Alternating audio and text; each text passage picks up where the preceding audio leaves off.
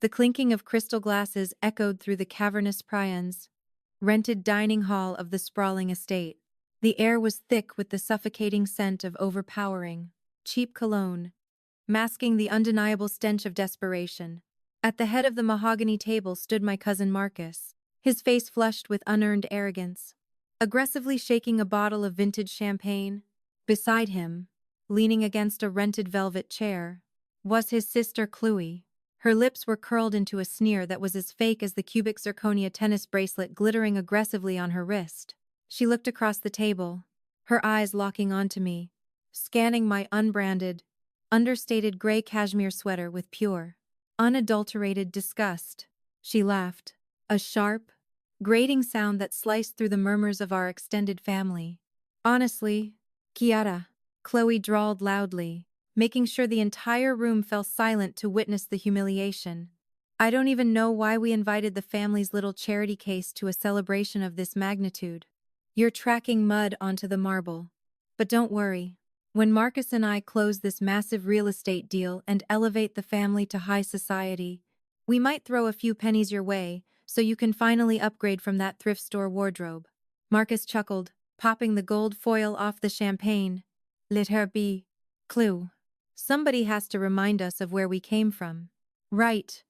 Stick to your little freelance gigs. Kiara. The adults are handling the real money now. I didn't flinch. I didn't cry. I didn't let a single muscle in my face betray the absolute carnage I was about to unleash upon their pathetic, hollow lives. My pulse remained a steady, calm rhythm. While they loudly bragged about the generational wealth they were supposedly building, I simply reached into the pocket of my slacks, pulled out my phone, and typed a single, encrypted message to the lead wealth manager at my private equity firm. Execute the repossession orders. All of them. Liquidate their lives. Audio fades into the slow, steady, heavy thumping of a calm heartbeat. The ambient noise of the party drops into complete silence. Look at them. Smiling. Gloating. Swimming in a delusion so deep they don't even realize the water is boiling. They thought they were the apex predators of this family. They thought Big Mama's 500 acres of prime, ancestral land paid for in blood, sweat, and decades of silent suffering was theirs to secretly sell to the highest bidder while I sat quietly in the corner, playing the role of the broke, invisible cousin. They mistook my silence for weakness. They mistook my simplicity for poverty. Before I tell you exactly how I mathematically dismantled their entire fake empire, tore down their reputations, and took back my bloodline's legacy without ever raising my voice, dome a favor. Scroll down to the comments and tell me, what is the most unforgivable betrayal your family has ever committed behind your back? Let it all out. And while you're there, hit that like button and subscribe to the channel. Because trust me, you are going to want to take notes on this one. The slow heartbeat speeds up, morphing into the sharp, echoing pop of the champagne cork. The sound distorts, echoing heavily before transforming into the heavy thud of a wooden gavel. It all started exactly 8 months ago. The day the earth felt a little colder, and the sky a little darker. The day we buried Big Mama. The air in the attorney's office was stale, smelling of old paper and bitter coffee. The reading of the will was supposed to be a formality. Big Mama, a woman of profound wisdom and quiet strength, had spent her entire 88 years on this earth, protecting a massive plot of undeveloped land just outside the city limits. It was an oasis of timber, freshwater streams, and fertile soil. During times when people who looked like us were denied loans and redlined out of prosperity, she had scrubbed floors, saved every dime, and acquired that land piece by piece. It was meant to be our sanctuary, an untouchable anchor for generations to come. According to her wishes, the land was placed into a family trust. But this is where the vultures began to circle. Marcus and Chloe, fresh off a lease of a luxury SUV they couldn't afford the insurance for, immediately positioned themselves as the grieving, responsible matriarch and patriarch of our generation. They possessed a terrifying kind of charisma, the kind born from sociopathic narcissism. They wore clothes with logos so large they looked like walking billboards. desperately projecting an image of high-end corporate success. Marcus claimed to be a venture capitalist, while Chloe branded herself a lifestyle entrepreneur. In reality, they were drowning in a sea of toxic debt, floating from one microloan to the next. But the older generations of our family, easily blinded by flashy cars and smooth talking, fell right into their trap. During the trust meeting, Marcus stood up, adjusted the collar of a suit that puckered at the seams, a dead giveaway of cheap tailoring, and spoke with honey-coated poison. Family, Marcus had said, placing a heavy hand over his heart. We are moving into a modern era. Big Mama loved us, but she didn't understand the complexities of modern asset management. Chloe and I have the corporate infrastructure to manage the trust. We will be the lead trustees to ensure this land is protected and yields dividends for all of us. When I raised my hand to object, suggesting we hire an independent fiduciary, Chloe had immediately shot me down, her voice dripping with venomous condescension. "Oh, sweetie," she cooed, patting my shoulder with a hand adorned with cheap acrylic nails. "We know you mean well. But managing a portfolio of this magnitude is a little different than your. What is it you do again?" "Freelance consulting, data entry. You struggle to pay rent on your little apartment. Let the people with actual financial literacy handle the grown-up business. We wouldn't want you to get overwhelmed and have a breakdown." The entire room had chuckled. My own aunts and uncles, nodding along, buying into the illusion. They looked at me with pity. I was just Kiara. Quiet, unremarkable Kiara, who drove a 5-year-old sedan and never carried a designer handbag.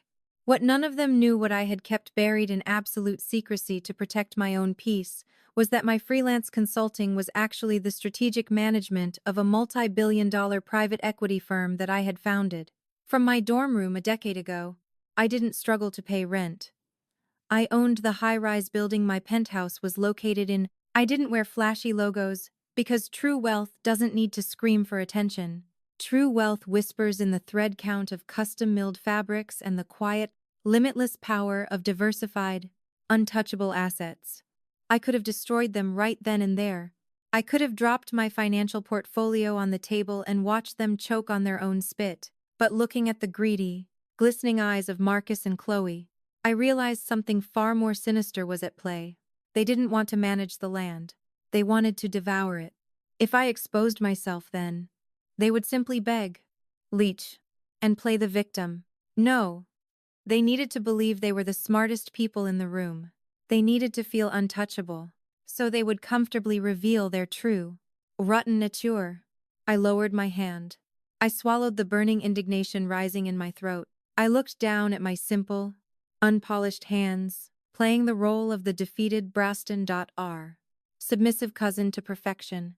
"Okay," I whispered softly, letting my shoulders slump. "If you think that's best," Chloe smirked, a triumphant, ugly twisting of her features.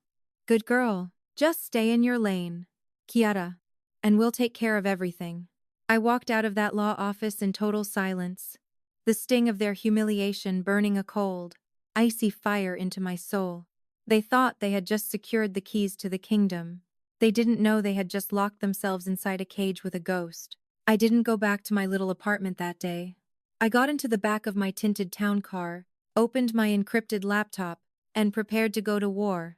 If they wanted to play corporate predators, I was going to show them what an apex predator actually looked like. Part 2. The Humiliation and the Investigation, Shadows and Scum. Over the next few months, Marcus and Chloe's reign of terror over our family's social dynamics became unbearable. With the legal authority of Big Mama's trust firmly in their manicured, thieving hands, they treated every family gathering as their personal coronation. I remember the 4th of July barbecue vividly. It was hosted at our aunt's modest suburban home. Marcus and Chloe arrived 2 hours late in a fire-engine red Lamborghini Urus, a vehicle I instantly recognized by the specific fleet tracking sticker barely visible on the lower windshield. As a weekend rental from a mid-tier exotic car agency downtown, Chloe stepped out wearing what she desperately wanted everyone to believe was a limited edition Chanel tweed two-piece. But to an eye trained in high-end textiles, the catastrophic flaws were screaming. The fabric didn't have the heavy, weighted drape of authentic French boucle. It was stiff, laced with cheap synthetic polyester that caught the afternoon sun with a tragic, plastic sheen. On her arm sat a supposedly rare Hermes Birkin in Himalayan crocodile. I almost laughed out loud. The gradient of the dye was completely symmetrical, an impossibility in nature, and a glaring hallmark of a Guangzhou counterfeit factory. The stitching was machine straight, lacking the slight perform. Beautiful angle of a master artisan's hand-sewn saddle stitch. They looked like clowns playing dress-up, but to my naive family, they were royalty. Chiara, be a doll, and fetch me a sparkling water with lime. Will you? Chloe commanded as soon as she sat down, waving a hand dismissively in my direction. And make sure the glass is clean. I swear, the dust in this neighborhood is playing havoc with my allergies. My uncle frowned but said nothing, intimidated by the illusion of their wealth. I felt the familiar burn of humiliation hot on my cheeks, a sharp contrast to the cold composure I maintained externally. Sure, Chloe, I said, my voice soft, compliant. When I brought her the drink, Marcus was holding court, lecturing my hard-working cousins about grindset and crypto liquidity pools using terms he clearly didn't understand. You see, Marcus projected loudly, ensuring I was within earshot. The problem with people like Chiara is a fundamental poverty mindset. No ambition, no understanding of capital allocation. You can't just work a little freelance gig and expect to build a legacy. You have to be an apex predator. You have to take what's yours. Exactly. Chloe chimed in, taking a sip of her water and immediately grimacing as if it tasted like poison. Some people are just born to be at the bottom of the food chain. It's natural selection. Really? The cruelty in her eyes wasn't just casual. It was intentional. She enjoyed stepping on my neck. She fed on the power of making me feel small, of erasing my dignity in front of the people I loved. They were systematically trying to break my spirit, establishing themselves as the undisputed masters of the family hierarchy, while branding me as the eternal failure. I smiled tightly, nodded, and walked away, absorbing their toxic waste. Every insult, every condescending smirk, every eye roll was meticulously filed away in the steel vault of my mind. I didn't stay for the fireworks. I slipped out the back door, got into my unassuming sedan, and drove toward the city skyline. The moment the private elevator doors opened into my 80-story, 6,000-square-foot penthouse, the mask of the meek broke, cousin dissolved. The space was a temple of minimalist power floor-to-ceiling windows overlooking the glowing grid of the financial district, accented by authentic, mid-century modern furniture and original abstract expressionist art. I walked over to the custom climate-controlled wine wall. I didn't reach for cheap, Chougarry champagne. I carefully pulled a bottle of 1996 Domaine de la Romane Conti, decanted it with practiced precision, and poured a single glass of the deep, ruby liquid. Carrying the crystal glass, I walked into my home office, a sterile, soundproof command center, dominated by a bank of curved, ultra-high-definition monitors. I sat in my ergonomic leather chair, woke up the system, and tapped into the secure servers of my private equity firm, Obsidian Capital. It was time to pull back the curtain on Marcus and Chloe's circus. I authorized my lead forensic accountant and my retained firm of ex-federal investigators to dig into every digital footprint, tax return, shell company, and bank statement attached to their names. I didn't just want a surface-level credit check. I wanted the granular, microscopic truth of their existence. I wanted to see the blood in their financial veins.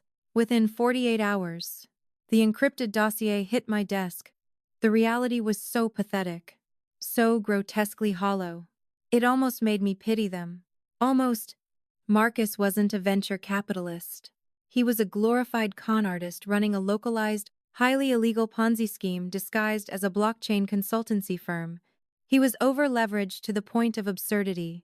He owed millions in mezzanine debt to extremely unforgiving shadow lenders, operating on interest rates that would make a loan shark blush. His credit score was a smoking crater. Chloe was no better. Her lifestyle brand was a massive drop-shipping scam. She had imported thousands of units of toxic, unregulated cosmetics from overseas, slapped her logo on them, and was currently fighting three separate, devastating class action lawsuits from customers whose skin had literally burned off. Her business accounts were frozen. Her home was in pre-foreclosure. They were drowning. But a drowning rat is the most dangerous kind, because it will claw through anything and anyone to keep its head above water. I opened the final file, flagged urgent, and my blood ran ice cold. The deep, agonizing ache of ultimate betrayal pierced my chest, tearing right through my stoic armor.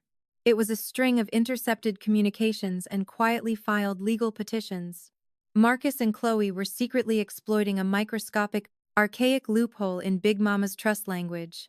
They were in the final stages of a clandestine, backdoor deal to sell all 500 acres of our ancestral land. Who were they selling it to?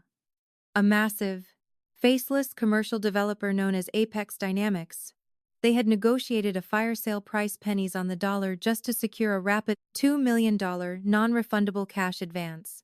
They planned to use that money to pay off their immediate, dangerous debts, effectively saving their own kneecaps while liquidating the very soil Big Mama bled to protect. They were going to let bulldozers pave over our family's history, pocket the change, and leave the rest of us with absolutely nothing.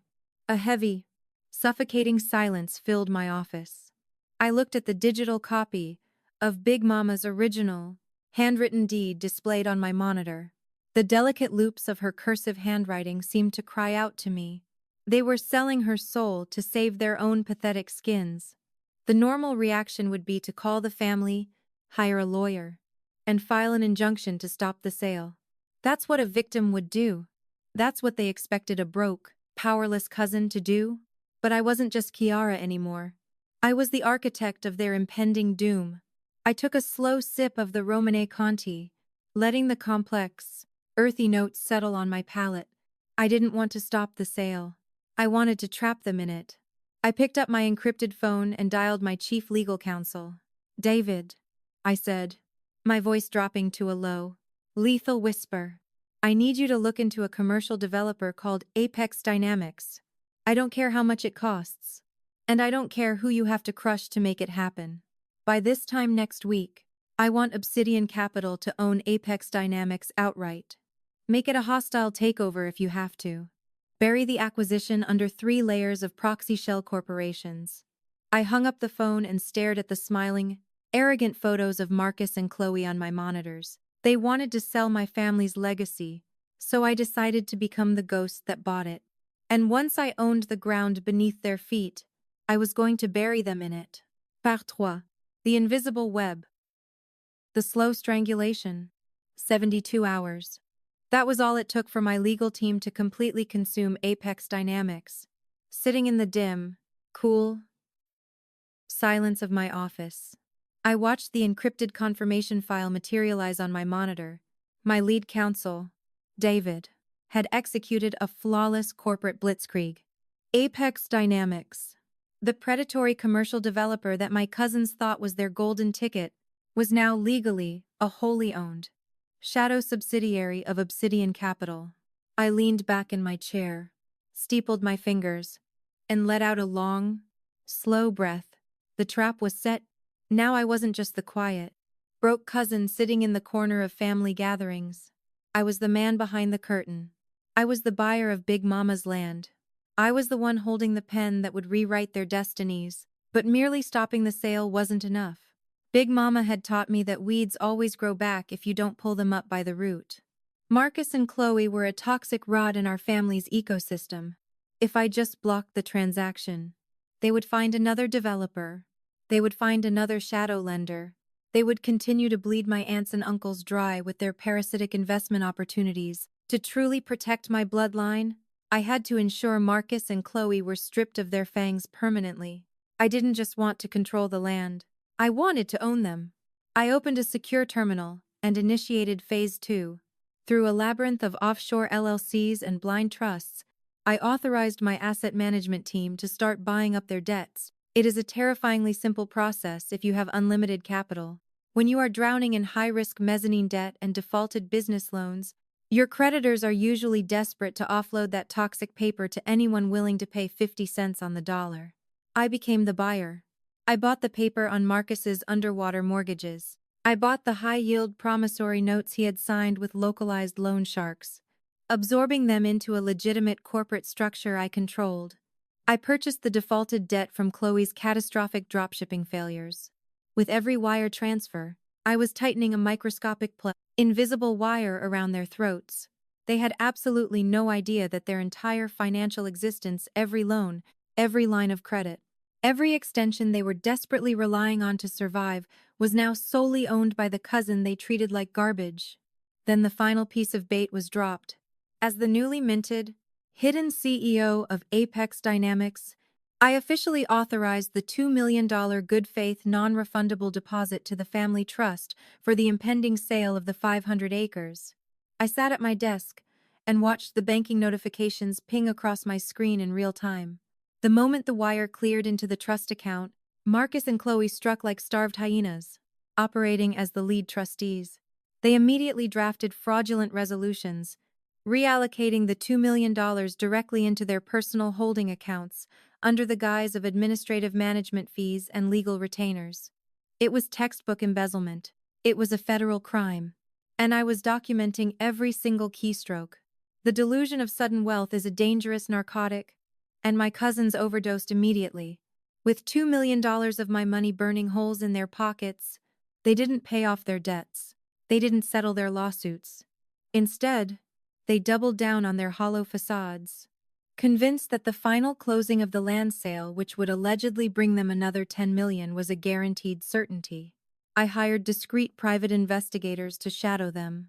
And the reports that crossed my desk every morning were a masterclass in financial illiteracy. Marcus immediately walked into a luxury dealership and secured a lease on a matte black Mercedes G-Wagon, putting down a massive, non-refundable cash deposit. He started frequenting high-end steakhouses, buying bottles of Dom Perignon for strangers, loudly proclaiming himself a real estate mogul.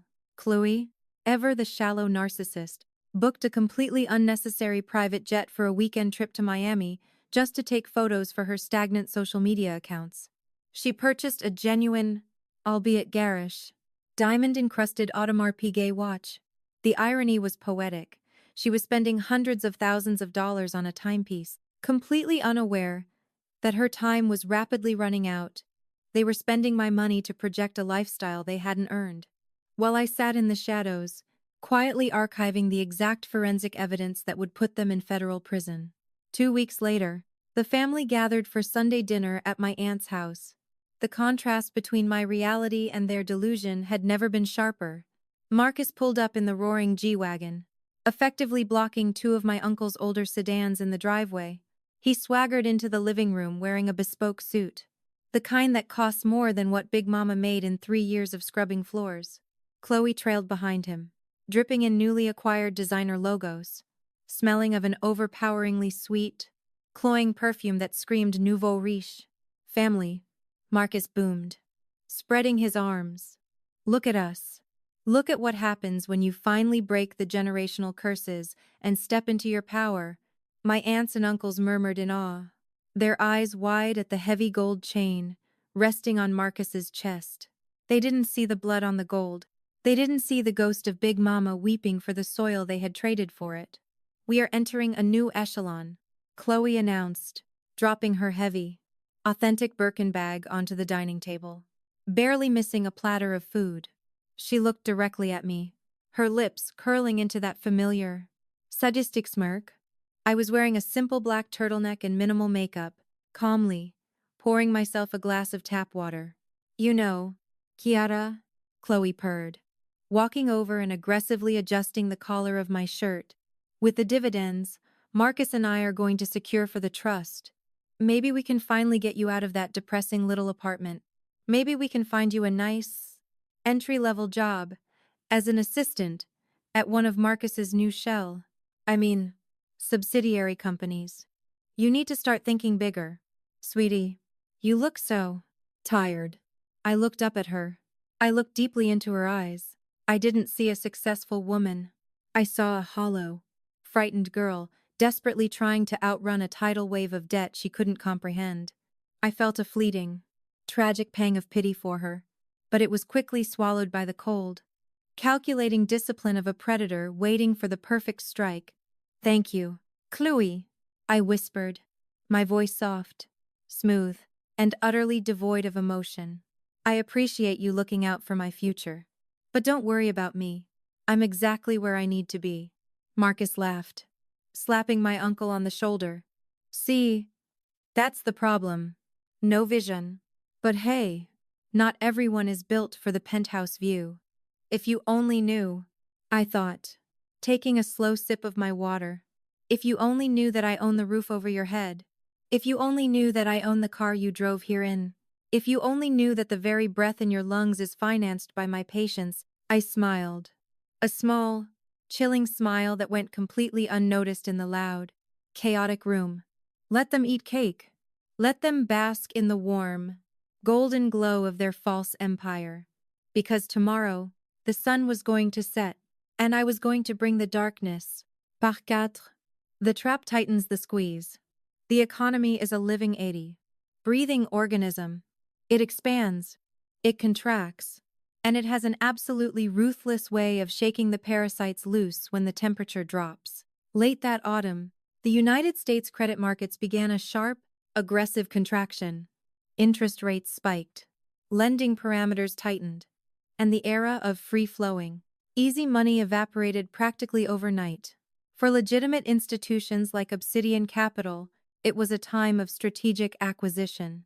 But for the overleveraged, fake-rich pretenders, swimming naked in a sea of high-risk debt, the tide was rapidly pulling out.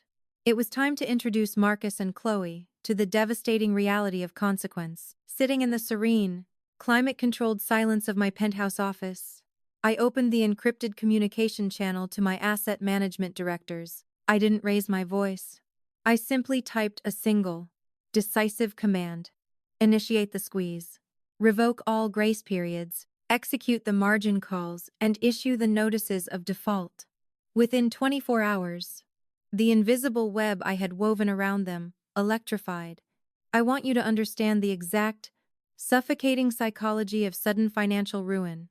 It doesn't happen like a car crash. It happens like carbon monoxide poisoning. It starts with a heavy, unexplainable fatigue. Then comes the panic. Through my proxy holding companies, I froze Chloe's commercial lines of credit due to breach of covenants, a direct result of her mounting class action lawsuits. Her dropshipping revenue went to absolute zero. But the warehouse storage fees and overseas vendor invoices kept compounding daily. For Marcus, the attack was even more surgical. The shadow lenders he had borrowed from, who were now secretly me, called in his mezzanine loans. In the high finance world, a margin call means you either deposit a massive amount of liquid cash within hours to cover your failing positions, or the lender legally seizes your collateral. Marcus had no liquid cash. He had blown the trust's $2 million advance on depreciating liabilities. My private investigators documented the immediate, visceral fallout. Marcus's phone began ringing incessantly with automated collections calls. Certified letters of pre-foreclosure arrived at Chloe's heavily mortgaged townhouse. Their credit cards, the very lifeblood of their fake aesthetic, were systematically declined at luxury boutiques and high-end restaurants across the city. The pressure was designed to do one thing: force them into a state of absolute, blind desperation. They needed the final closing of the land sale to Apex Dynamics to survive. They needed the remaining $10 million. Or they were going to face federal bankruptcy, asset seizure, and potentially prison time for embezzling the initial deposit. 3 days before the massive annual family reunion, Marcus demanded we hold a pre-celebration dinner at one of the city's most exclusive, overpriced steakhouses. He pitched it to the family as a night to toast their hard work on the land deal. In reality, it was a desperate psychological play. When a narcissist's world is crumbling in private, they desperately need a public stage to validate their delusions of grandeur. I arrived early, wearing a simple, impeccably tailored navy wool blazer and a pair of understated loafers. I sat quietly at the edge of the long, candle-lit table, nursing a glass of sparkling water, and waited for the show to begin. When Marcus and Chloe finally walked into the private dining room, the physical transformation was shocking. The human body cannot hide the biological devastation of pure terror. Marcus was wearing the same bespoke suit he had flaunted weeks ago, but it hung differently now. His shoulders were slumped, his eyes were bloodshot, darting around the room with a paranoid, frantic energy. He was sweating a thin, cold sheen of perspiration glistening on his forehead, despite the heavy air conditioning of the restaurant. Chloe was in a worse state. She had attempted to mask her exhaustion with heavy, aggressive contouring, but the makeup was cracking around her eyes. Her hands, clutching a garish designer clutch, were visibly trembling. The aura of effortless superiority they usually projected was completely gone, replaced by the pungent, undeniable stench of cortisol and fear. They sat down, immediately ordering stiff, double-shot liquors instead of their usual performative champagne. The closing with Apex Dynamics is set for Monday, Marcus announced to the table, his voice overly loud, cracking slightly at the edges. Once those papers are signed, we are officially liquid. Generational wealth. Family. Just like I promised. My aunts and uncles cheered, raising their glasses, completely oblivious to the fact that the man leading the toast was legally insolvent. As the dinner progressed, the anxiety began to leak out of them in the form of vicious, unprovoked hostility. They were bleeding out internally, and they needed a punching bag to make themselves feel powerful again. Naturally, their eyes locked onto me. Look at Kiara, Chloe snared, her voice slurring slightly from the liquor. Sitting there drinking tap water, not even a glass of wine to celebrate the fact that Marcus and I are basically saving her life. Do you even understand what a multi-million-dollar acquisition looks like? Sweetie, or are you just thinking about how many groceries you can buy with your tiny little cut? The table fell uncomfortably silent. My uncle cleared his throat. Looking away, Marcus leaned heavily on the table, pointing a shaking finger at me. She doesn't get it. Clue. She's a spectator. She lives in the cheap seats. You have absolutely no idea what it takes to carry the weight of an empire on your shoulders. Kiara, the stress, the sleepless nights. You're just irrelevant. I didn't blink. I didn't break eye contact. I leaned back in my chair, allowing the silence to stretch, pulling the tension in the room taut like a piano wire. I deployed a technique I had learned in high-stakes boardroom negotiations. Tactical, empathetic silence. By simply observing them without reacting, I reflected their own chaos back at them. I looked at the sweat pooling at Marcus's collar. I looked at the frantic, terrified pulse visibly beating in Chloe's neck. I didn't see monsters anymore. I saw cornered, rabid animals. You look exhausted. Marcus, I finally said. My voice was a soft, smooth whisper that somehow commanded the entire room. Both of you do. It must be incredibly terrifying to carry all that weight, to know that one wrong move, one delayed wire transfer, one margin call, and the entire house of cards could just blow away in the wind. Marcus froze, his breath hitched in his throat, the color completely drained from his face, leaving him a sickening shade of gray. Chloe's hand spasmed, knocking her heavy crystal glass over. The amber liquid spilled across the white linen tablecloth like a pool of blood. For a fraction of a second, raw, unfiltered terror flashed in Marcus's eyes. He looked at me, really looked at me, and for the briefest moment, his subconscious realized that I wasn't just a broke cousin. He sensed the apex predator sitting in the shadows, but his ego slammed the door shut before his conscious mind could process it. He forcefully laughed, aloud. Barking. Hollow sound. House of cards, please. I'm building a fortress. Of course you are, I murmured, my lips curving into a smile that didn't reach my eyes. I can't wait for the family reunion this weekend. It's going to be unforgettable. I stood up, placed exactly $100 bill on the table for my water, and walked out of the restaurant. I left them sitting in the ruins of their spilled liquor, suffocating on their own lies. The trap was locked. The execution was set. All that was left was to drop the guillotine in front of everyone. Et par cinq.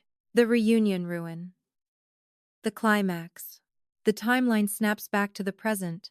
The cavernous dining hall of the rented luxury estate was bathed in the warm, golden glow of crystal chandeliers. The air was thick with the scent of roasted meats, expensive floral arrangements, and the overpowering and synthetic musk of Marcus's cologne. We are exactly where we began in part 1. The cork of the vintage champagne popped with a sharp, celebratory crack that echoed off the vaulted ceilings. The amber liquid frothed over the rim of the bottle, spilling onto Marcus's poorly tailored sleeve. He didn't care. He was practically vibrating with the euphoric delusion of ultimate victory. He raised his glass high, a massive, arrogant grin splitting his face. He looked out at the 40-odd members of our extended family, seated around the massive mahogany table. "Family, may I have your attention?" Marcus boomed, his voice echoing with unearned authority. "As the lead trustee of Big Mama's estate, I have a monumental announcement. For generations, our family has survived. But survival is a poverty mindset. Today, Chloe and I have ensured that this family will finally thrive." Chloe stood up beside him, adjusting her counterfeit Chanel jacket and resting a hand on her fake Himalayan Birkin, beaming with predatory pride. "Tomorrow morning," Marcus continued, his chest puffed out like a proud rooster, "Chloe and I are finalizing a multi-million-dollar land acquisition deal with Apex Dynamics, a premier commercial developer. We have successfully leveraged Big Mama's 500 acres into a massive cash payout. We are breaking the generational curse. We are stepping into the elite echelon of American wealth." The room erupted into applause. My aunts wiped away tears of joy. My uncles nodded in deep, misguided respect. They honestly believed Marcus and Chloe were their saviors. They didn't know the land was being sold for pennies on the dollar. They didn't know the $2 million advance had already been embezzled and squandered on leased cars and drop-shipping debts. Chloe's eyes cut across the room, locking onto me, where I sat quietly at the far end of the table. And to those who doubted us, Chloe snared, raising her glass in my direction, her voice dripping with venomous condescension. To those who lack the vision to understand high-level corporate maneuvering, to those who are content living in tiny apartments and working little freelance gigs, this toast is for you. Maybe now, you won't have to struggle so much. Kiara. We'll make sure some crumbs fall from the table. The applause faltered slightly. A few family members shifted uncomfortably at the blatant cruelty, but nobody spoke up. The illusion of wealth had bought their silence. I didn't cry. I didn't break eye contact. My pulse remained a steady, resting 55 beats per minute. I slowly picked up my linen napkin, dabbed the corners of my mouth, and pushed my chair back. The legs scraped against the marble floor, a harsh, grating sound that instantly severed the celebratory tension in the room. I stood up. I didn't shout. I didn't have to. When you hold absolute, unmitigated power, a whisper is louder than a scream. I reached down beside my chair and picked up a thick, heavy folder bound in genuine, full-grain Italian leather. I walked slowly down the length of the long table. The only sound in the room was the rhythmic, deliberate click of my understated, custom-made leather loafers against the marble. I reached the head of the table. Marcus and Chloe were staring at me, their triumphant smiles freezing into confused, irritated scowls. "What are you doing?" Kiara Marcus snapped, lowering his champagne glass. "Sit down. You're ruining the moment." I stopped right in front of them. With a flick of my wrist, I tossed the heavy leather folder onto the mahogany table. It landed with a loud, definitive thud that made Chloe flinch. "I'm not ruining the moment, Marcus," I said, my voice smooth, cold and razor-sharp. "I'm auditing it." I opened the folder. The first document was printed on heavy, cream-colored linen paper, stamped with a red corporate seal. I slid it directly under Marcus's nose. "You're not finalizing a sale with Apex Dynamics tomorrow," I stated calmly, my eyes locking onto his. "Because, as of last Tuesday, Apex Dynamics ceased to exist as an independent entity. It was acquired in a hostile corporate takeover by Obsidian Capital, a multi-billion-dollar private equity firm." Marcus blinked, his brain struggling to process the information. "So what, a bigger company bought them? The contract is still binding." The sale is still happening. I tilted my head. A slow, chilling smile spreading across my lips. No, Marcus. The sale isn't happening. Because I am the founder, CEO, and sole majority shareholder of Obsidian Capital. I am the ghost you've been negotiating with for the last 3 months. I own Apex Dynamics. And as of this morning, I permanently terminated the acquisition contract due to fraudulent misrepresentation by the sellers. The silence in the room was absolute. It was the kind of heavy, suffocating silence that occurs at ground zero right before the shockwave hits. Chloe let out a nervous, high-pitched laugh. You, a CEO? Don't be pathetic. Kiara, you can barely afford your rent. What is this? Some kind of psychotic break. I ignored her. I pulled the second stack of documents from the folder. Bank statements, wire transfer receipts, and a terrifyingly thick legal brief. Let's talk about financial literacy. Marcus, I whispered, leaning in so close, he could see his own terrified reflection in my eyes. You leased that Mercedes G-Wagon on a 29% APR subprime auto loan. Did you know I bought the shadow lending firm that underwrote it? I also bought the mezzanine debt you took out to cover your failed crypto Ponzi scheme. In fact, I own every single promissory note attached to your social security number. The blood completely drained from Marcus's face. He looked like a corpse, his mouth opened, but no sound came out. The champagne glass slipped from his trembling hand, shattering against the marble floor. I turned my glacial gaze to Chloe.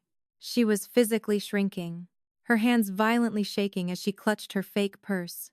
And you, Chloe? I purred, pulling out the final, devastating document. Your Birkin is a Canal Street knockoff manufactured in Guangzhou.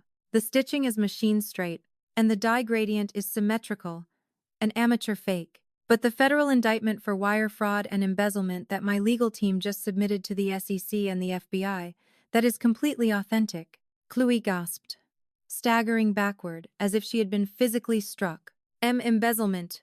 What are you talking about? The $2 million non-refundable deposit I wired to the family trust, I announced, projecting my voice so every single aunt and uncle in the room could hear the absolute truth. As the lead trustees, you two illegally diverted those funds into your personal holding accounts to pay off your catastrophic personal debts and fund your fake, pathetic lifestyles. That is a Class B federal felony. Chaos erupted. My aunts gasped in horror. My uncles shot out of their chairs, their faces contorted in furious betrayal. Marcus, is this true? My Uncle David roared, slamming his fist on the table. Did you steal Big Mama's money? Marcus was hyperventilating. Sweat poured down his face, ruining the collar of his cheap bespoke suit. He looked around the room, realizing there was nowhere to hide. The facade was shattered. The Emperor was completely humiliatingly naked. Kiara, please, Marcus choked out, his voice a pathetic, broken wheeze. He actually fell to his knees, grasping the edge of the table. We'll lose everything. The margin calls. The debt? They'll put us in prison. Please. Your family. I looked down at him. I felt no anger. I felt no pity. I felt the cold, hard steel of absolute justice. You didn't care about family when you tried to sell Big Mama's legacy out from under us, I said, my voice dropping to a terrifying dead calm. You didn't care about family when you treated me like dirt on your shoes for 8 months. You thought you were the apex predators? But you're just scavengers who wandered into the wrong territory. I closed the leather folder. I am officially foreclosing on your lives. I whispered. The repossession agents are currently at your homes. Your accounts are frozen. The illusion is over. You have absolutely nothing. The silence in the dining hall was broken only by the pathetic, ragged sound of Marcus gasping for air on the marble floor. He looked like a deflated balloon, the toxic air of his ego punctured permanently. Chloe was paralyzed, staring at the fraudulent documents as if they were venomous snakes about to strike. Her cheap, symmetrical counterfeit bag slid off the table and hit the floor, spilling a chaotic mess of maxed-out credit cards and eviction notices that she had desperately tried to hide. Kiara, you can't do this. Chloe finally whimpered, her voice entirely stripped of its haughty, aristocratic fake accent. It was just the trembling, nasal whine of a cornered thief. "We're your blood. You can't just leave us with nothing." I slowly walked over to where her fake bag had fallen. I didn't pick it up. I simply stepped over it. My custom leather loafer. Carefully avoiding the tragic pile of her ruined life. "You left yourselves with nothing. Clue," I stated, my tone analytical and devoid of any warmth. I merely accelerated the math. "You built a fortress on quicksand, using stolen bricks. Did you really think gravity wouldn't eventually notice?" Uncle David, the eldest and most respected of Big Mama's children, stepped forward. His face was a mask of sheer, unrelenting fury. He had worked 30 years in the steel mills, his hands rough and scarred, embodying the exact opposite of Marcus's manicured, hollow existence. He looked down at Marcus, who was still clutching the edge of the table, weeping openly. "Get up, boy," Uncle David growled, his voice rumbling like an approaching thunderstorm. "Get up on your feet. You do not get to cry. You do not get to beg. You tried to sell your own grandmother's soil, the soil she bought scrubbing floors on her hands and knees, just so you could drive a rented truck and wear a fake chain." "Uncle David, I was trying to invest it. I was trying to multiply it for all of us." Marcus choked out. "A final." Desperate lie clawing its way up his throat. "You were trying to save yourself from loan sharks." I corrected smoothly, not raising my voice. I turned to address the entire room. "Family, listen to me.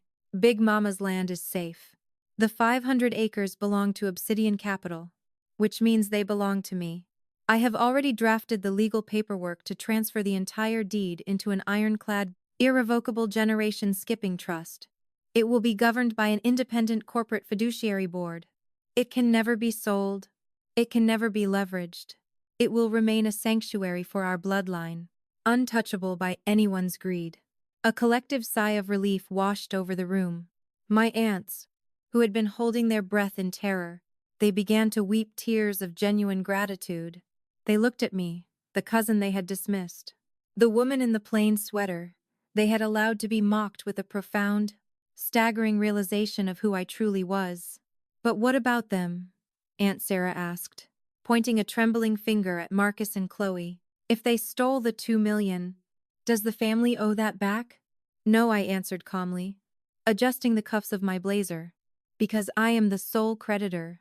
I have officially indemnified the family trust from their criminal actions. Their debt is personal, and I am collecting it personally." Right on cue, the heavy, oak front doors of the rented estate swung open. The head of the estate security team, a burly man in a sharp suit, walked in, accompanied by 2 uniformed police officers. Marcus scrambled backward, his eyes wide with absolute, primal panic. "No, no, I'm not going to jail. Kiara, call them off. Please. They aren't here to arrest you." "Marcus," I said, checking the face of my understated, vintage Patek Philippe watch, a timepiece worth more than his entire projected lifetime earnings. "White-collar indictments take a few weeks to process through the federal system. No, they are here for the cars." I gestured toward the massive bay windows overlooking the circular driveway. Through the glass, the flashing yellow lights of 3 heavy-duty tow trucks illuminated the night.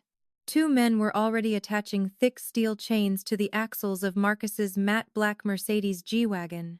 "The leasing company revoked your contract an hour ago due to default and fraud," I explained, relishing the clinical precision of my words. "As the purchaser of your secondary debt, I executed a UCC lien against all your physical assets. Your cars are being repossessed. Your bank accounts were frozen at 5:00 p.m. today, under federal suspicion of wire fraud. You cannot withdraw a single cent." Chloe lunged for her phone, her acrylic nails clicking frantically against the screen as she tried to open her banking app. "Error.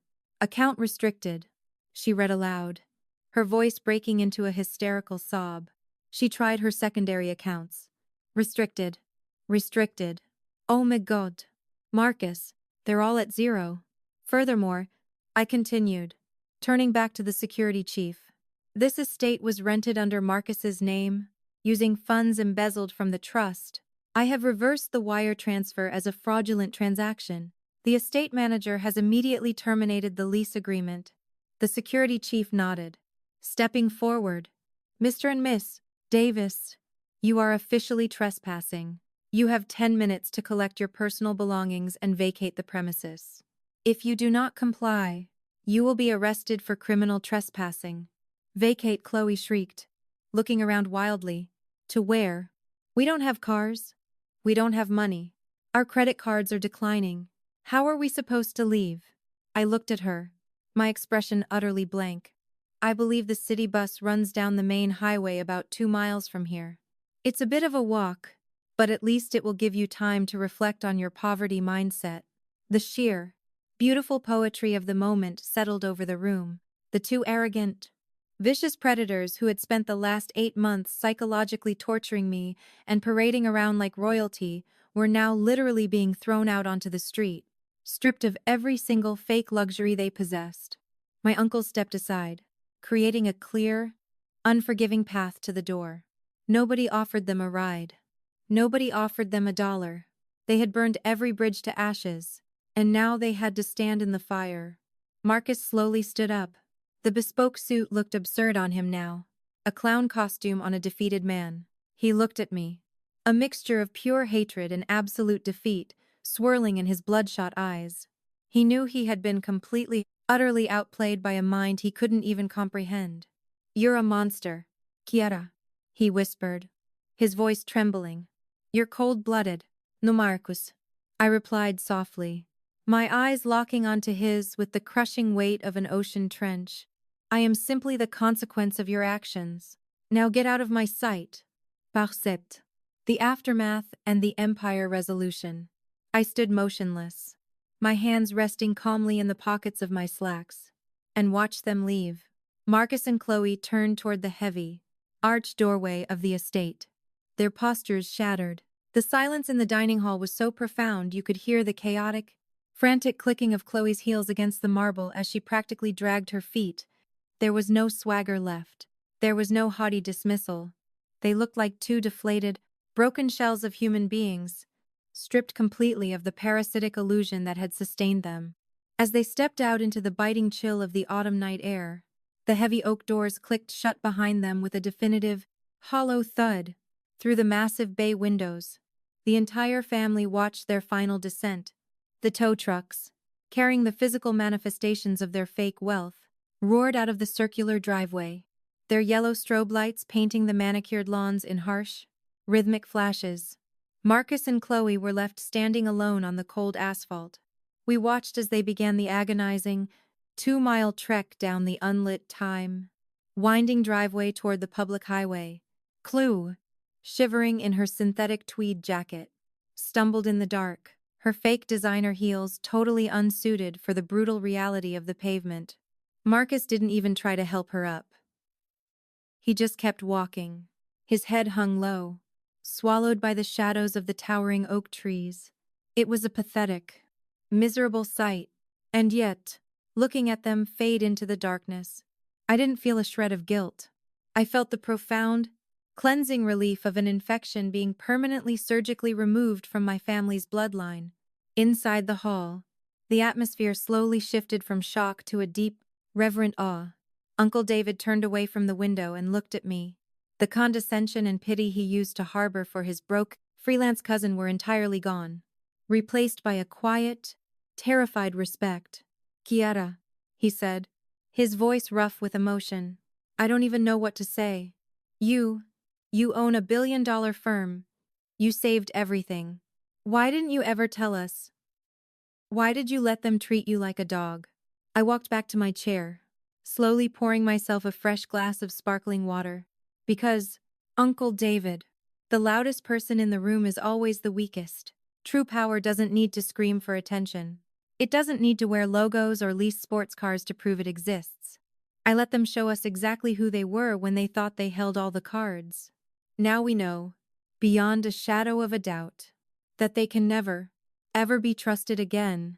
I spent the next hour walking my aunts and uncles through the precise legal structure of the new generation skipping trust. I didn't give them cash handouts that breeds the exact kind of entitlement that created Marcus and Chloe. Instead, I established a robust educational and healthcare endowment for the family. Funded by the legitimate dividends of my actual corporate portfolio, I secured their futures, paid off Big Mama's final medical debts, and restored the peace that my cousins had so violently disrupted. The ensuing weeks were a masterclass in the absolute, crushing efficiency of the federal justice system when pointed in the right direction. Without the protective shell of their stolen money, Marcus and Chloe's fabricated lives collapsed with terrifying speed. The FBI raided Marcus's venture capital office, which turned out to be a single, rented desk at a shared co-working space, and confiscated his hard drives. The localized shadow lenders he had tried to outrun realized his accounts were frozen by the feds and immediately filed civil suits, ensuring his wages would be garnished for the rest of his natural life. Chloe's downfall was equally poetic. The FDA finalized their investigation into her toxic, drop-shipped cosmetics, hitting her with crushing, non-dischargeable fines. The last I heard through the family grapevine, she had moved into a cramped, windowless basement apartment in a terrible neighborhood, the exact type of living situation she used to mock me for supposedly inhabiting. She was working a minimum wage data entry job, legally prohibited from ever opening a business bank account again. They were indicted on 3 counts of wire fraud and federal embezzlement regarding the $2 million trust advance. They pleaded out to avoid maximum sentencing, trading their designer clothes for standard-issue jumpsuits. Completely ostracized from the family, their names spoken only as a cautionary tale of greed. 6 months later, on a quiet, breezy Sunday morning, I drove my unassuming sedan out past the city limits. I didn't bring security. I didn't bring an entourage. I parked at the edge of Big Mama's 500 acres. I stepped out, inhaling the sharp, clean scent of the ancient pine trees and the damp, fertile soil.